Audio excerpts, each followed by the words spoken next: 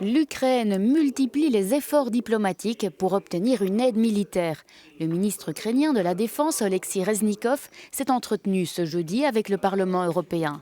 Il demande plus d'armes pour faire face à l'invasion russe. Il est convaincu que son pays gagnera la guerre, mais a besoin de plus de soutien. Malgré la tactique de la terreur, nous allons gagner.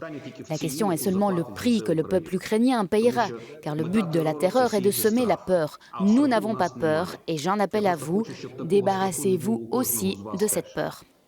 L'Union européenne a déjà approuvé 500 millions d'euros supplémentaires pour fournir des armes et elle est prête à doubler ce budget. Les députés des pays voisins sentent la guerre se rapprocher. Dans certaines régions de la Hongrie, on peut entendre les explosions.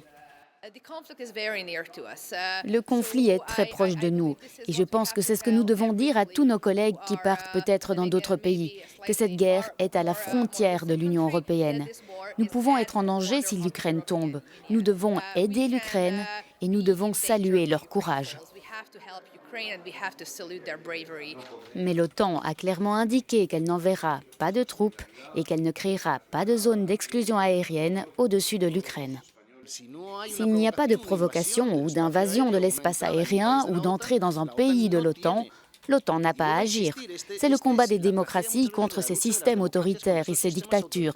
Mais c'est pour cela que nous défendons notre démocratie, parce que nous respectons les règles. Le ministre ukrainien de la Défense a également exprimé ses inquiétudes concernant la Biélorussie. Il pense que ce pays est devenu une plaque tournante de la logistique militaire russe et il craint qu'il ne finisse par se joindre à la guerre.